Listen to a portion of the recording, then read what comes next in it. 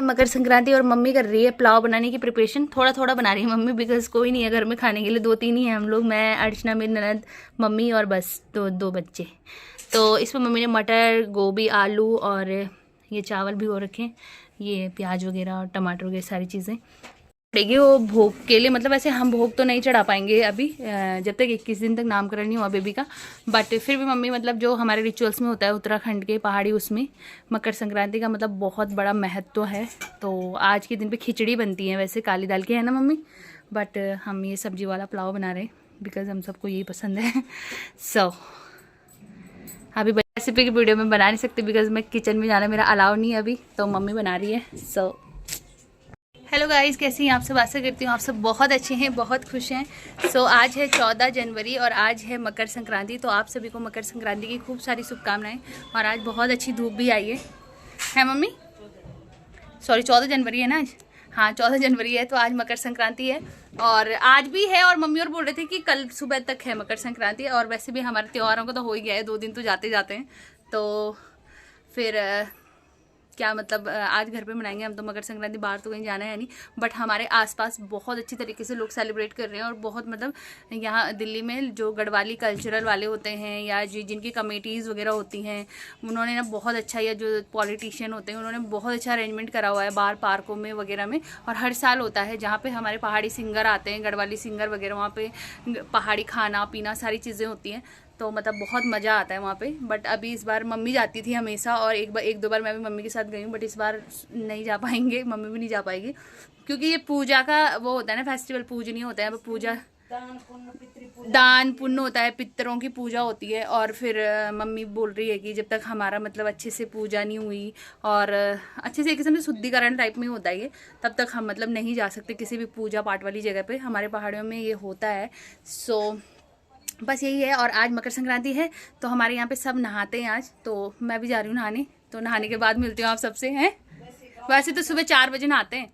So mummy बना रही है अभी पुलाव खिचड़ी। क्या बोल मम्मी, वहाँ पे हमारे यहाँ पे क्या करते हैं, पहले सुबह 4 बजे नहाते हैं ना? सुबह 4 बजे जो घर में रहते हैं वो 4 बजे नहाते हैं, नहीं तो लोग वैसे टिहरी जाते थे, गांव से टिहरी नहाने आते थे, कोई हरिद्वार आते थे, कोई बारात जाते थे, उत्तरकाशी और हरिद्वार जाते हैं ना नहाने के लिए। हाँ। मम्मी आज आपने बिंदी और सिंदूर नहीं लगा रखा, अजीब से लग रहा है।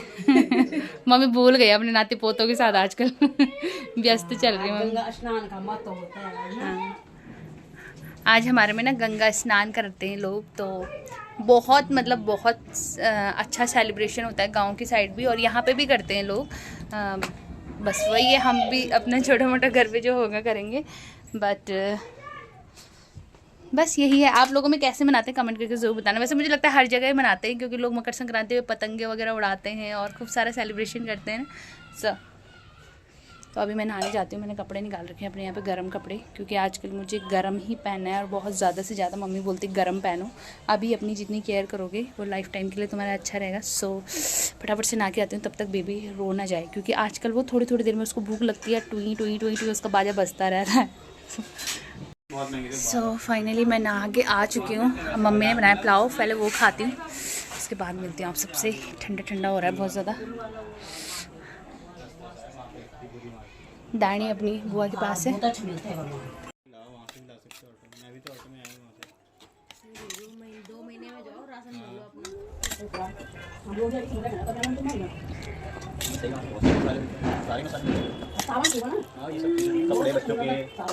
धूप हो रही है आज। मम्मी और दानी को लेके, बेबी को लेके ऊपर छत पे आए हैं।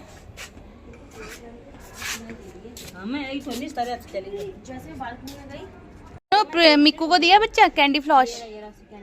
ओए अब बुआ क्या बना रही है? बॉल्स की है। हमारी दानी धूप सेक रही है। ओ प्रीशी को तो स्टार मिला है आज। थैंक यू बहुत जोर से लग गई। अरे यार अब ये चिराड़ा ना बहुत। सो फाइनली धूप से आने के बाद बेबी को नींद पड़ रखी है, जो उसको सुलाने की कोशिश कर रही हूँ। सुलाऊंगी अच्छे से, फिर मैं अपने और काम करूँगी, थोड़ी देर मैं भी रेस्ट करूँगी। सो फाइनली बेबी सो चुका है, इसको मैंने सुला दिया है। तो फाइनली बेबी को मैंने सुला दिया है और अब आते हैं हम अपनी कन्वर्सेशन में कि काफ़ी सारी चीज़ें थी जो मैं आपसे शेयर करना चाहती थी। जैसे कि बहुत सारे लोगों के डीएम्स आ रहे थे मुझे फेसबुक पे, इंस्टाग्राम पे, बहुत सारे लोगों के डीएम्स मुझे आ रहे थे इंस्टाग्राम पे भी और फेसबुक पे भी कि आप मतलब डीएम्स ऐसे आ रहे थे कि अरे आप कहाँ गायब हो गए हो, आपकी कोई वीडियो नहीं आ रही है, इतने दिन से कहाँ गायब हो आप। ये सारे मैसेजेस आ रहे थे और मैं किसी का रिप्लाई नहीं कर पा रही थी बिकॉज़ मैं क्योंकि 1 महीने से तो कंटिन्यू पिछला जो दिसंबर का महीना था, प्रीशा, जो दिसंबर का मेरा महीना था पूरा हॉस्पिटल में गया कि आना जाना रूटीन चेकअप, कभी तबीयत ख़राब, कभी खांसी, कभी बुखार, कभी कुछ, तो आना जाना लगा रहा। लेकिन उस दौरान भी मैंने काफ़ी सारी वीडियोस व्लॉग्स वगैरह शूट करे थे। लेकिन मैंने ये सोचा था कि इन व्लॉग्स को, इन वीडियोज़ को मैं अपने जो जब मेरा प्रेगनेंसी हो जाएगा ड्यूरिंग जो रेस्ट टाइम है उसमें एडिट करके डालूँगी, पोस्ट करूँगी।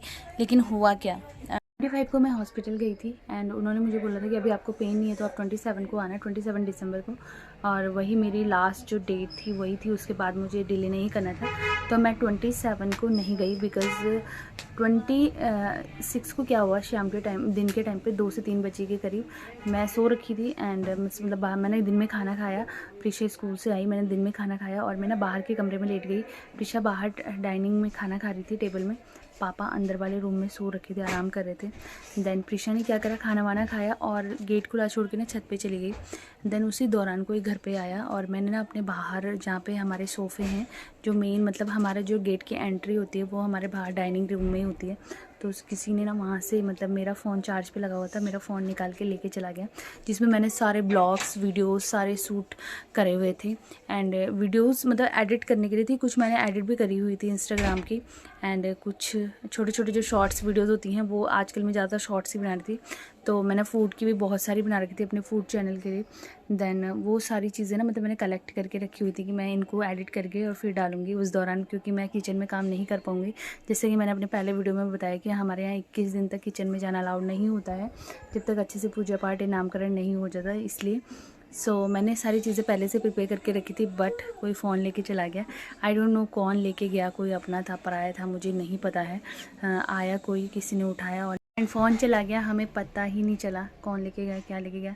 शाम को जब मैं 5 बजे खड़ी उठी नींद से तो मैंने देखा कि फ़ोन चार्जिंग पे नहीं है, लेकिन मुझे ये था कि प्रीशा ले लेती है, प्रीशा क्या पता उसमें कार्टून देख रही हो या उसने अंदर रूम में रख लिया हो। उसके बाद मैं छत में गई, मैं घूम के आई, 1-2 राउंड लगा के आई। देन मैंने फिर से पूछा प्रीशा को, प्रीशा आपने मेरा फ़ोन देखा? तो प्रीशा ने बोला नहीं मम्मा मैंने नहीं देखा। फिर मैंने अंदर चेक किया एंड सारी जगह चेक किया, कहीं मिला ही नहीं। उसके बाद पूरा घर में चेक किया मैंने, मम्मी ने, पापा ने, सब ने, मिला ही नहीं फ़ोन। तो फिर पता चल गया था, फिर मैंने कॉल मिलाया, उस पर तो स्विच ऑफ जा रहा था एंड क्योंकि मेरे फ़ोन चार्ज पे लगा हुआ था एंड उस पर बैटरी भी काफ़ी थी, आई थिंक 45-47% बैटरी थी उसमें एंड चार्ज पे भी लगा हुआ था, तो डेफिनेटली वो तो इतनी जल्दी, वन प्लस का था वो, बहुत जल्दी चार्ज हो जाता है। वन प्लस नॉट सी था मेरा एंड तो मतलब फिर पता चल गया कि चोरी हो गया। उसके बाद बहुत टेंशन हो गई थी बिकॉज़ मेरा नंबर स्विच ऑफ जा रहा था। फिर मुझे ये था कि फ़ोन मिले चाहे ना मिले, मुझे पता था कि फ़ोन तो मिलने वाला नहीं है, बट उसके बाद मुझे ये था कि मुझे अपने नंबर को ब्लॉक कराना है क्योंकि उसमें मेरी बैंकिंग, ऑनलाइन सारी डिटेल्स उसी में थी, सब कुछ था मेरा, इतनी सारी वीडियो शूट करके रखी थी इतनी। उसके बाद पुलिस को कॉल किया, FIR वगैरह करवाया, उन्होंने बोला कि डब्बे का EMI नंबर है फ़ोन का, ये वो, सो उनको पता ही आपको क्या ड्रामे होते पुलिस वालों के।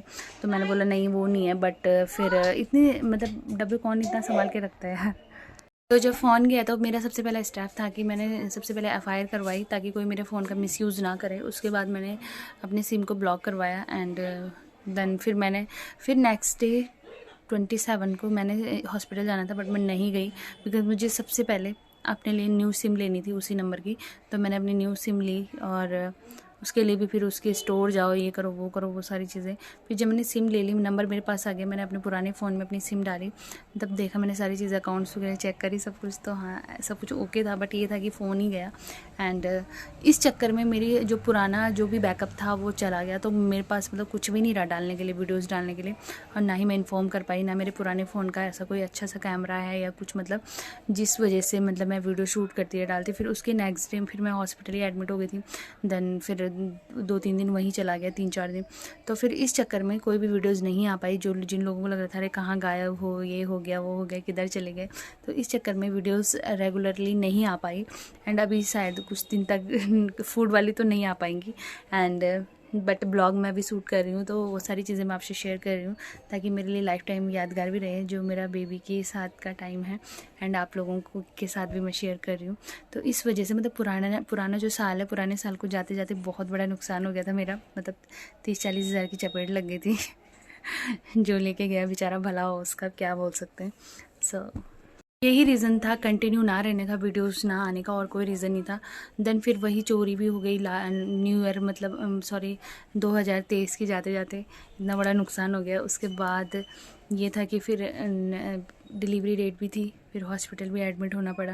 देन उस दौरान सारी चीज़ें इतनी मैसअप हो गई थी, फिर तब जाके जब मैं हॉस्पिटल से घर आ गई, फिर अम्मी ने मेरे लिए फ़ोन मंगाया नया, एंड फिर उसी से मैं वीडियो शूट कर रही हूँ। देन बस क्योंकि मेरे को मोबाइल से ही अच्छा लगता है, क्योंकि उसमें एडिट भी हो जाता है, उसे कैरी करना भी इजी रहता है, एंड कैमरे के साथ पूरा प्रॉपर सेटअप करना पड़ता है, इसलिए मैं कैमरा कैरी नहीं करती हूँ, ना मुझे पसंद है।